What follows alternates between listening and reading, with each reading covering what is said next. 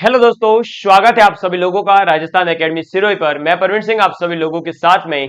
जैसा कि आप सभी लोग जानते हैं, लगातार आप लोगों के लिए एलडीसी सीईटी छात्रावास अधीक्षक एग्जाम के लिए मैथ्स और साइंस की क्लासेस लेकर के आ रहा हूं और आप सभी लोग डेली 8 और 9 बजे जुड़ करके अपनी साइंस और मैथमेटिक्स की क्लासेस को ले रहे होंगे और अपने नोट्स बना रहे होंगे।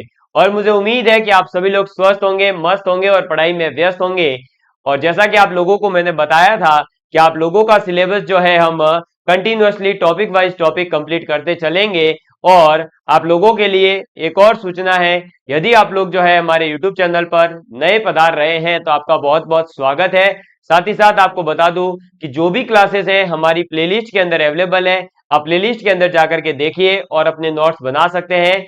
और साथ ही साथ आपको पता होगा कि मेरे द्वारा एलडीसी एग्जाम के लिए कंप्लीट एक गाइड निकाली गई है च्यवन प्रकाशन की। वो आप लोग यदि लेना चाहते हैं तो मार्केट के अंदर उपलब्ध है, आप सभी लोग ले सकते हैं। उसके अंदर कंप्लीट आपका रिटर्न पेपर जो है, चाहे वो जीके हो, साइंस हो, मैथ्स हो, हिंदी हो, इंग्लिश हो, सभी उसके अंदर कंप्लीट दे रखे हैं। अब मैं आप लोगों को बता दूं कि साइंस के अंदर हमने जो है लास्ट 3-4 क्लास में एक और टॉपिक को कंप्लीट कर लिया है। और अभी तक जो है हम लोग किस किस को कंप्लीट कर चुके हैं, तो हमारे केमिस्ट्री के तीनों टॉपिक कंप्लीट हो गए, फिजिक्स के जो 2 टॉपिक हैं और एक स्पेस टेक्नोलॉजी वाला पोर्शन है वो भी कंप्लीट हो चुका है। और वो प्लेलिस्ट कंप्लीट हमारे यूट्यूब चैनल पर अवेलेबल है एकदम सिस्टमेटिकली। फिर अपन ने बात करी थी बायोलॉजी के अंदर, और बायोलॉजी के अंदर जो है आप लोगों को मैंने रक्त समूह, रक्ताधान और आरएच कारक के बारे में पढ़ा दिया है। रोगाणु और मानव स्वास्थ्य, मानव रोग के कारण निवारण, कुपोषण और मानव स्वास्थ्य, ये सब हो चुका है। हाँ, एक बार विद्यार्थी का कमेंट आया था कि सर आपने मानव स्वास्थ्य, कुपोषण इनके बारे में नहीं बताया है। तो मैं आपको बता दूं कि इनसे रिलेटेड कुछ योजनाएं वगैरह जो है वो मैं आपको अलग से बता दूंगा। बाकी मानव स्वास्थ्य और मानव के कुपोषण, स्वास्थ्य, मानव रोग, रोगाणु, ये सभी आपके जो मानव रोग वाला लेक्चर्स है उसके अंदर ये सब कंप्लीट हो चुके हैं। क्योंकि मानव का स्वास्थ्य अल्टीमेटली वो रोगों के बारे में तो बात करनी है। अब रोग का कारण और निवारण की बात हो गई और इधर रोगाणु, तो रोगाणु और वो रोग और वो सब एक ही चीज है, वो सब ऑलरेडी हो चुका है अपना, है ना। और बाकी स्वास्थ्य और कुपोषण और मानव स्वास्थ्य, इसके बारे में अपन थोड़ी सी और चर्चा कर लेंगे। छोटी छोटी कुछ चीजें हैं वो भी बता दी जाएगी। बाकी ये चीजें जो है थ्योरेटिकल ज्यादा है, तो आप लोगों को हमारी पुस्तक के अंदर हमने बहुत ही विस्तार से इन चीजों को दे रखा है। वहां पर हमने कुछ जो है आपकी जो भी इनसे रिलेटेड कार्यक्रम चलाए जा रहे हैं सरकार के द्वारा, प्रोग्राम, योजनाएं, वो सब भी वहां पर कवर करके दे रखी है। आप लोग वहां से पढ़ सकते हैं, ऐसी मुझे उम्मीद है कि आप लोग वहां से पढ़ लेंगे। ठीक है। इसके बाद में मैंने बात करी थी जंतुओं का आर्थिक महत्व और पादपों का आर्थिक महत्व।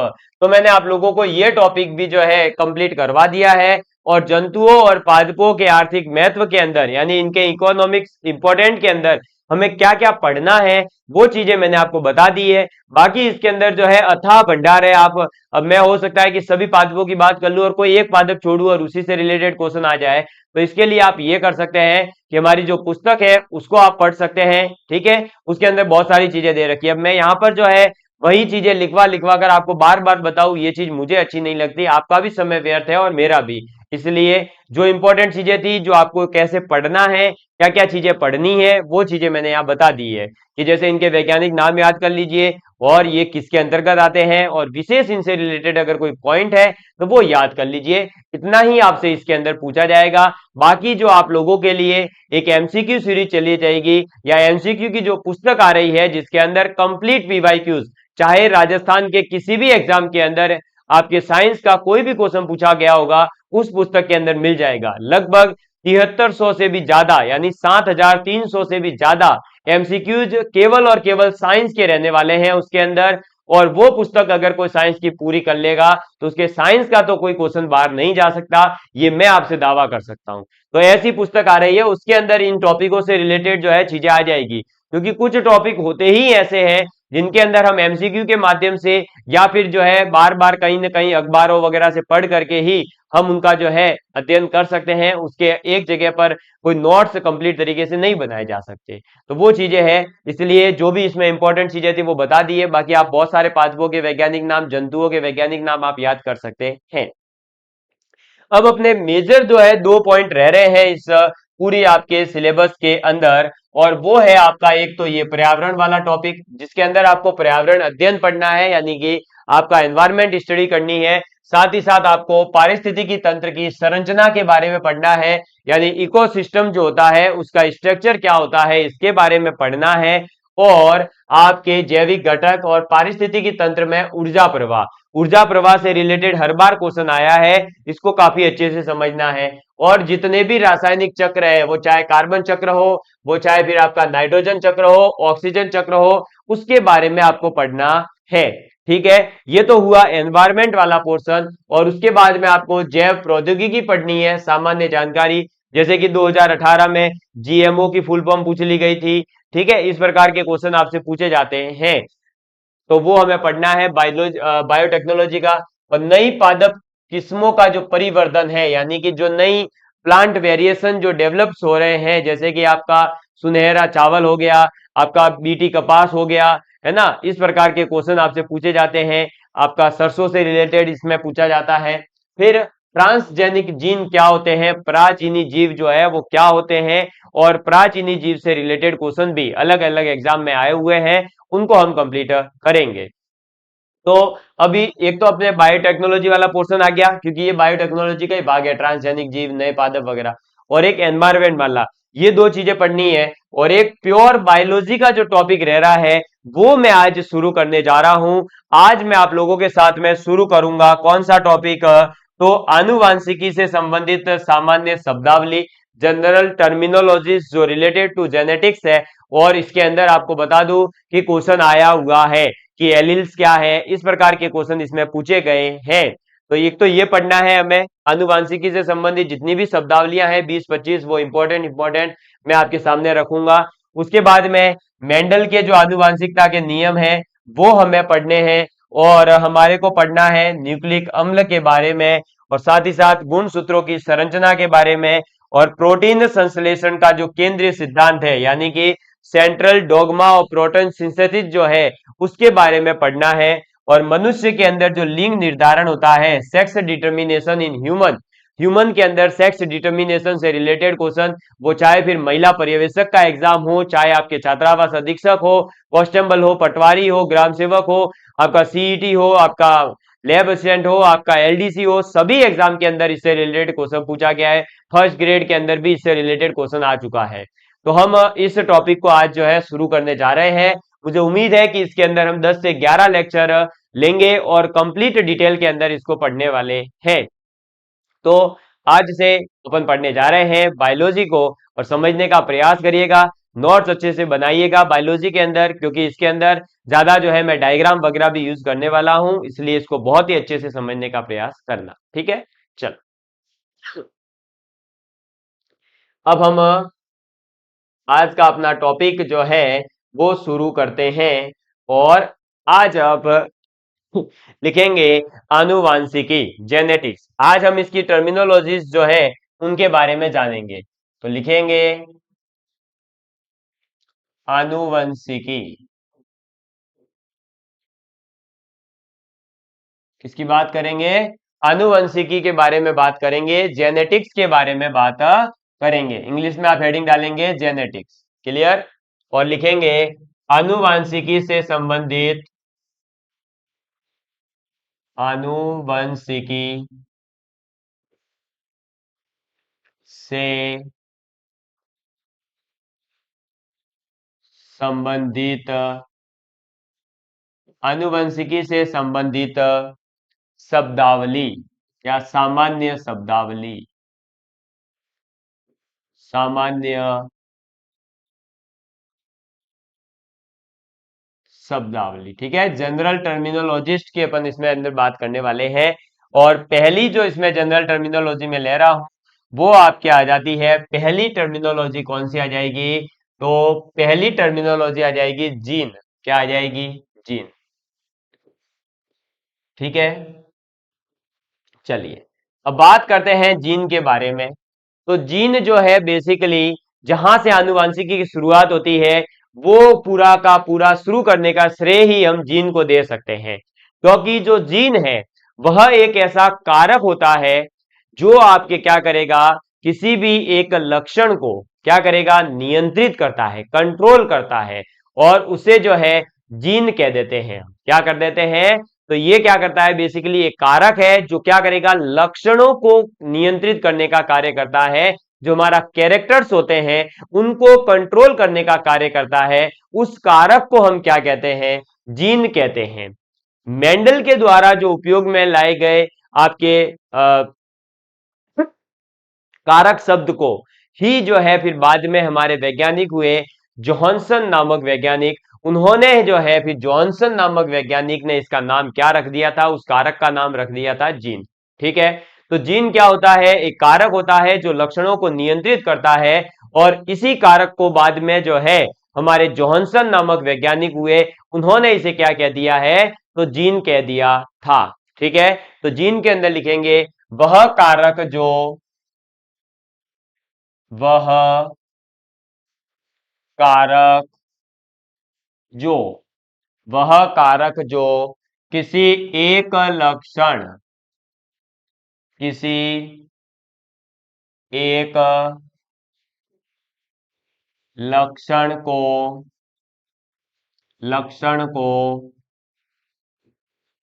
नियंत्रित नियंत्रित करता है, नियंत्रित करता है। ठीक है, उसे उसे जीन कहते हैं। ठीक है, तो वह कारक जो किसी एक लक्षण को नियंत्रित करता है, इससे उसे हम क्या कह देते हैं, जीन कह देते हैं। अब मेंडल के द्वारा ये कारक शब्द तो यूज किया गया था। ठीक है, तो लिखेंगे मेंडल द्वारा, यानी कि जो जो अपने ग्रेगर जॉन मेंडल थे ना, और उस चीज की बात अपन आगे बात करने वाले हैं। मेंडल के पूरे आनुवंशिकता के नियम है, ये मेंडल के आनुवांशिकता के जनक जो है, हम इन मेंडल महोदय को ही कहते हैं। वो सब चीजें भी आगे आएगी, लेकिन अभी पहले टर्मिनोलॉजिस्ट को समझ लेते हैं, ताकि हमें आगे आनुवांशिकी समझने में सहायता होगी। तो मेंडल के द्वारा उपयोग में लिए गए, मेंडल द्वारा उपयोग में लिए गए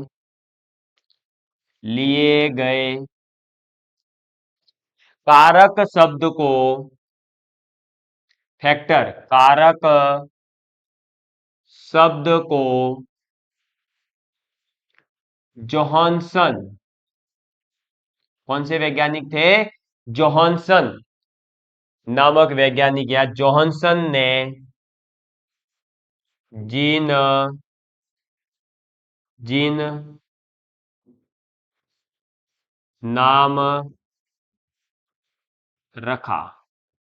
ठीक है, तो आपसे यह भी क्वेश्चन पूछा जा सकता है कि जीन शब्द किसने दिया, तो जीन शब्द दिया है जोहानसन नामक वैज्ञानिक ने। मेंडल ने तो जीन को क्या कहा था, कारक कहा था। उन्होंने ये नहीं बताया था कि इस कारक को हम क्या कहेंगे, बस इन्होंने ये बताया था कि ऐसा कोई फैक्टर है। लेकिन उस फैक्टर के बारे में नाम देने का श्रेय जो है वो हम किसको देते हैं, जोहानसन नामक वैज्ञानिक को देते हैं। तो इसी के साथ आपका जीन जो है वो यहां पर शब्द समाप्त होता है। अब हम अगली टर्मिनोलॉजी को यूज करेंगे, युग्म विकल्पी, जिसे अपन एलील कहते हैं। तो आप लिखेंगे दूसरा, युग्म विकल्पी, युग्म विकल्पी। ठीक है, और युग्म विकल्पी को अपन इंग्लिश के अंदर एलील कहते हैं, एलील। ठीक है, चलिए अब देखते हैं कि युग्म विकल्पी एलील का मतलब क्या होता है। तो किसी भी एक लक्षण को नियंत्रित करने वाले जो जीन होते हैं, उन जीन के दो विपर्यासी यानी अलग अलग जो स्वरूप होंगे, उन दोनों अलग अलग स्वरूपों को अपन क्या कहते हैं, युग्म विकल्पी कहते हैं। और ये क्वेश्चन एग्जाम के अंदर आ चुका है कि विपर्यासी लक्षणों के समूह को क्या कहते हैं, तो एलील कहते हैं, युग्म विकल्पी कहते हैं। ठीक है, जैसे कि हम इसके अंदर समझना चाहें तो कोई भी व्यक्ति या तो लंबा होगा या बौना होगा। तो लंबा और बौना ये जो दोनों युग्म हैं, इन्हीं को अपन क्या कहते हैं, युग्म विकल्पी कहते हैं। क्या कहते हैं? इन दोनों को अपन लंबाई के युग्म विकल्पी कहेंगे। यानी कि लंबाई के दो ऑप्शन है, कौन कौन से? या तो वो लंबाई लंबा होगा या फिर बौना हो जाएगा। जिसकी लंबाई ज्यादा वो लंबा, जिसकी लंबाई कम वो बौना। समझ में आ गई बात? तो युग्म विकल्पी का मतलब हो गया बेसिकली कि आपके पास में दो ऑप्शन होंगे। क्लियर? चलो, तो इसके अंदर लिखेंगे कि किसी एक लक्षण को, किसी एक लक्षण को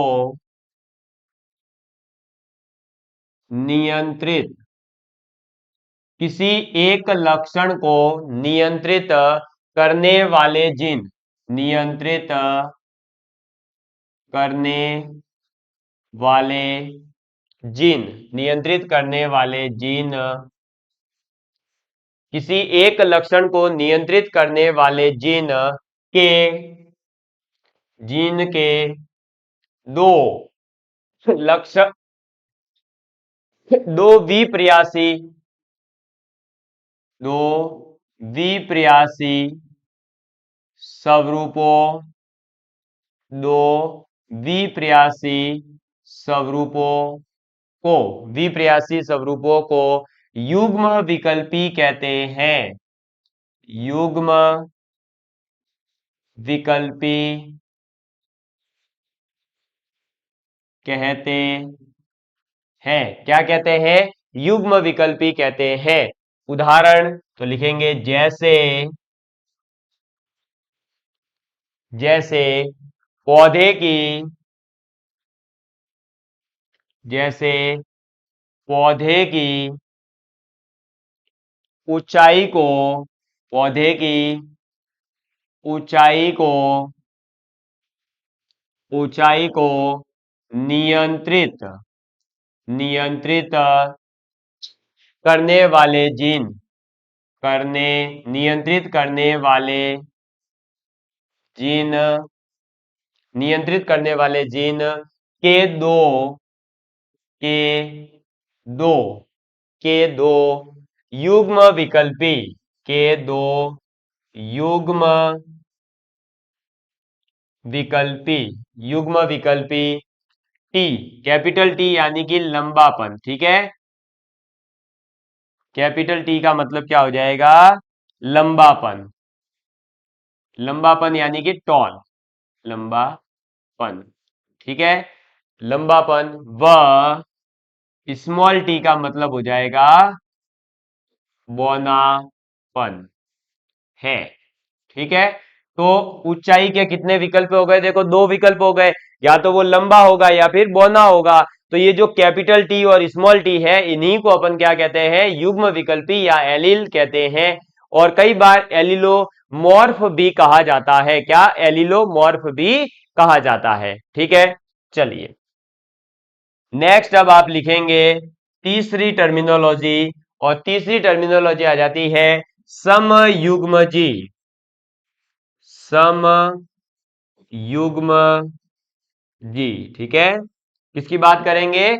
समयुग्मजी की बात करेंगे। और समयुग्मजी को इंग्लिश के अंदर कहा जाता है होमोजाइगस। क्या कहा जाता है?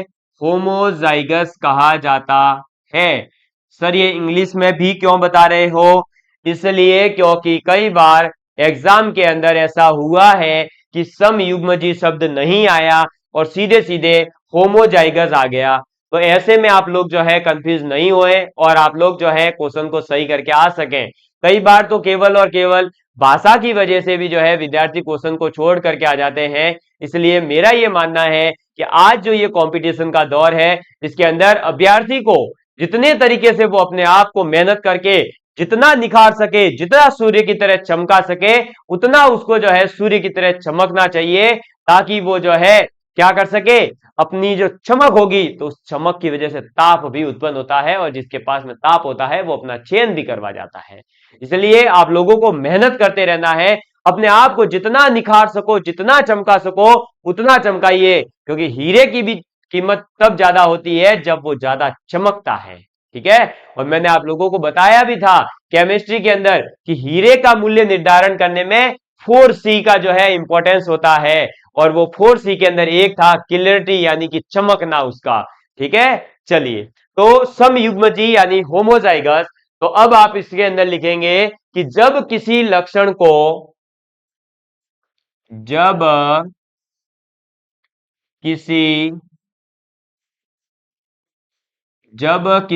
लक्षण को नियंत्रित जब किसी लक्षण को नियंत्रित यानी कि लक्षण को नियंत्रित यानी इसको कंट्रोल करने वाले, ठीक है, नियंत्रित करने वाले नियंत्रित करने वाले करने वाले जीन के जीन के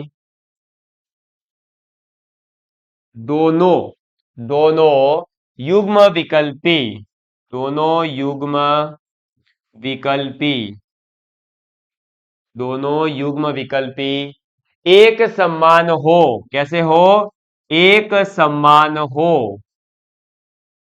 एक समान हो तो एक समान हो तो क्या कहेंगे अपन उनको?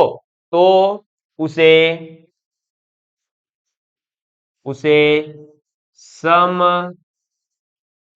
युग्मजी यानी होमोजाइगस कहते हैं। समझ में आ गई बात? तो समयुग्मजी यानी होमोजाइगस का मतलब क्या हो जाएगा कि जब किसी भी लक्षण को नियंत्रित करने वाले जो जीन है, वो जीन दोनों के दोनों एक समान हो, एक जैसे हो, तो ऐसे में फिर जो है आप लोग क्या कहेंगे? उसे उसे कहेंगे समयुग्मजी। सर ऐसा कब होगा? तो अपन अभी आगे इसको समझने वाले हैं कि कई बार ऐसा होगा कि आपके पास में जो पॉसिबिलिटी है वो एक ही होगी कि अगर जो है पौधा होगा तो लंबा ही होगा, इसके अलावा कुछ नहीं होगा।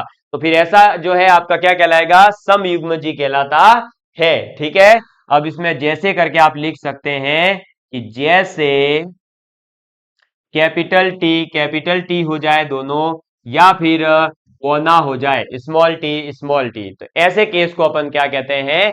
समयुग्मजी कहते हैं, होमोजाइगस कहते हैं। ठीक, चलो, होमोजाइगस के बाद में आ जाता है आपका हेट्रोजाइगस यानी कि विषम युग्मजी। तो चौथी डेफिनेशन आप लिखेंगे विषम युग्मजी। एक मिनट है ना, विषम युग्मजी विषम युग्मजी और विषम युग्मजी का मतलब क्या हो जाएगा? हेट्रोजाइगस। तो लिखेंगे हेट्रोजाइगस हेट्रोजाइगस। ठीक है, चलिए, अब हेट्रोजाइगस क्या हो जाएगा? तो जब किसी लक्षण को नियंत्रित करने वाले जीन के दोनों युग्म जी जो होंगे, वो युग्म विकल्पी मान लीजिए अलग अलग है, असमान हो, तो हम क्या कह देंगे? विषम युग्म जी कहेंगे। तो लिखेंगे जब किसी जब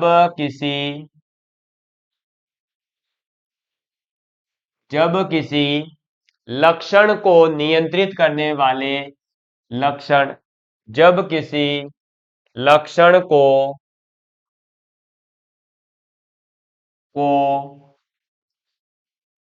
नियंत्रित नियंत्रित करने वाले नियंत्रित करने वाले नियंत्रित करने वाले जीन के जीन के जीन के दोनों युग्म विकल्पी। कैसे? दोनों युग्म विकल्पी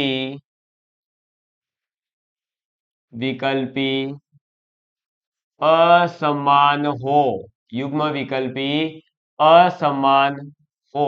कैसे हो? दोनों के दोनों युग्म विकल्पी असमान हो, उसे विषम युग्मजी कहते हैं। उसे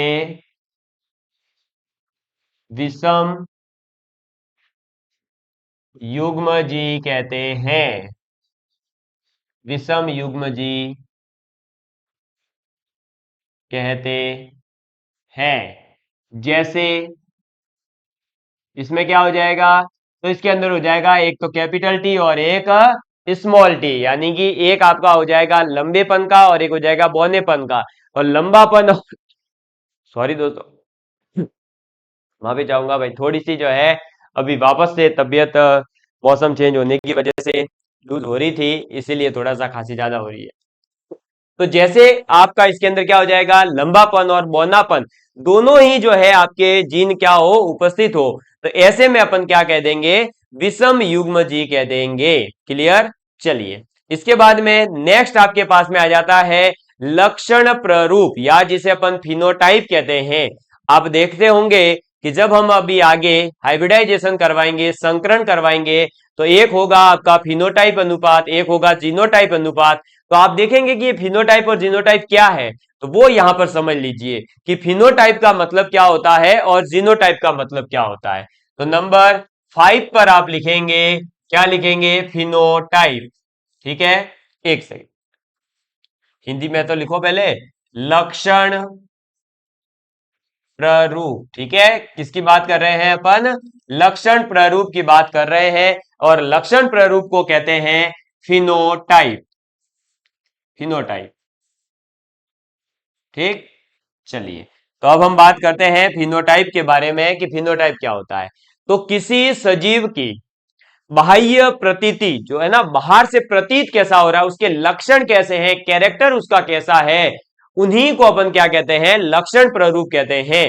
जैसे कि आप देखिए, अब मुझे जो है आप देखते ही पता चला पा रहे होंगे कि सर की हाइट जो है लगभग 5 फुट से ज्यादा है। ऐसे ही कोई अगर मान लीजिए खली आपके सामने आ जाए तो आप समझ जाएंगे कि भाई साहब कोई लंबो है, ऐसे देखोगे, खंबे को देखने के लिए ऐसे देखते हो ना आप। तो इसी प्रकार से अब मेरे जो लक्षण है आपके सामने है कि देखो सर की बॉडी कम है। अब ये जो आपको बाहर से दिख रहा है मेरा परिदृश्य, वो क्या हो जाएगा, लक्षण प्रारूप हो जाएगा। और वहीं पर अगर मैं बात करूं तो मेरे अब शरीर के अंदर क्या बीमारी है, या हो सकता है कि मेरे शरीर का, मेरे जो दिमाग का संतुलन है वो किस प्रकार का है, मैं गुस्सा फास्ट होता हूं या धीरे धीरे होता हूं, मैं अपने गुस्से पर कितना कंट्रोल कर पाता हूं, ये चीजें जो होती है ये मेरे अंदर की चीजें हैं, आंतरिक चीजें हैं, जो जीन प्रारूप कहलाती है। ठीक है, तो लक्षण प्रारूप का मतलब है जो आपको बाहर की ओर प्रतीत हो रहा है, वो चीज आपके क्या है। ठीक है, कई बार जैसे किसी के देखो 6 6 उंगलियां होती है, इधर साइड से एक छोटी सी उंगली निकल जाती है, तो वो एक लक्षण प्रारूप का उदाहरण है।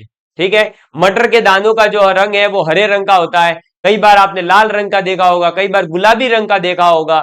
तो वो जो अलग अलग कलर आपको दिखाई दे रहा है, जो बाहर आपको दिखाई दे रहा है, बाहरी दृश्य है, उसे आप कहते हैं लक्षण प्रारूप यानी फिनोटाइप। ठीक है। चलिए, तो अब इसके अंदर लिखेंगे अपन क्या, लक्षण प्रारूप फिनोटाइप के अंदर कि किसी सजीव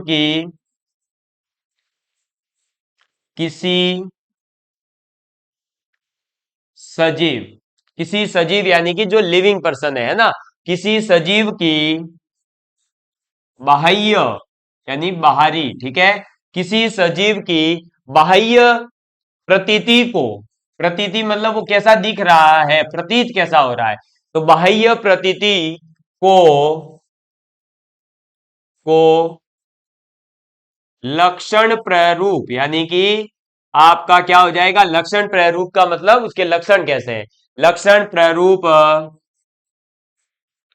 कहते हैं। ठीक है, जैसे जैसे लंबे पौधे, जैसे लंबे पौधे को आप किससे रिप्रेजेंट करोगे, तो लंबे पौधे को कैपिटल टी से रिप्रेजेंट करोगे। तो लंबे पौधे समयुग्मजी, समयुग्मजी। ठीक है, समयुग्मजी का मतलब हो गया होमोजाइगस। ठीक है, या या विषम युग्म जी। तो विषम युग्म जी का मतलब हो गया लंबा और छोटा यानी बौना दोनों, और लंबा और बौना दोनों है यानी वो क्या हो जाएगा, मीडियम हो जाएगा।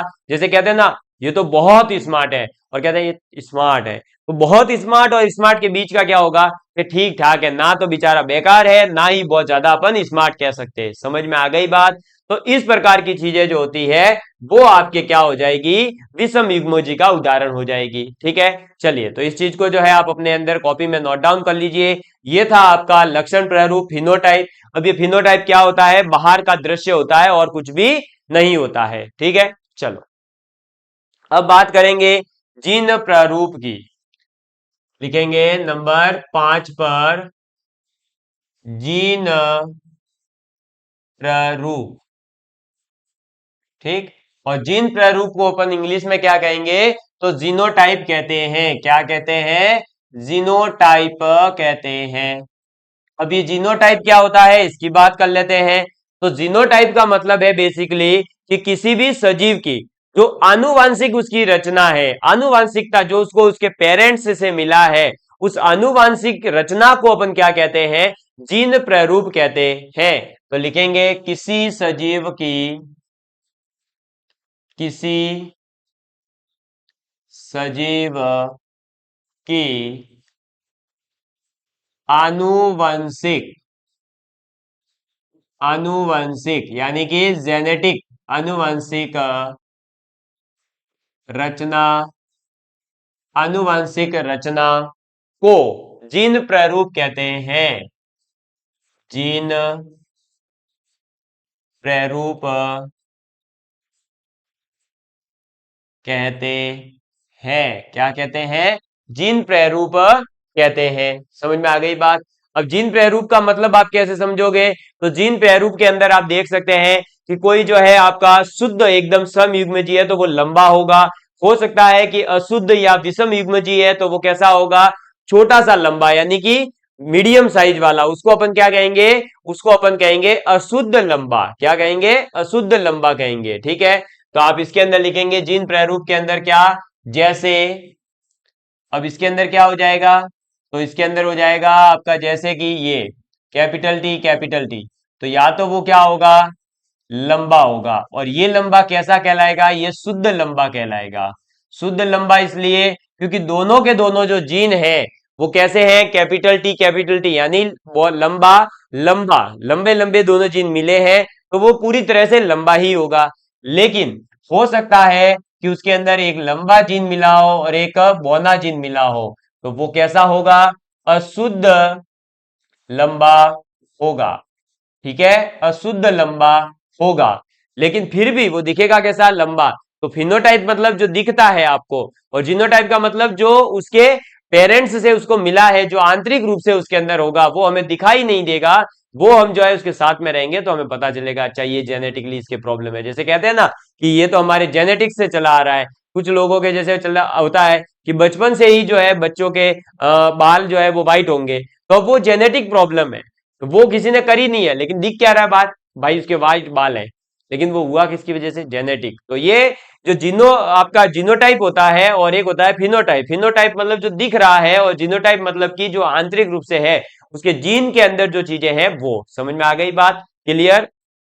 आप सीधा सीधा ये कह सकते हैं कि जो जीन है, उन जीन का जो प्रभाव है, वो प्रभाव बाहर दिखता है, उसी को तो अपन कहते हैं फिनोटाइप, और जो जीन होते हैं उनको कह देते हैं जीनोटाइप। क्लियर।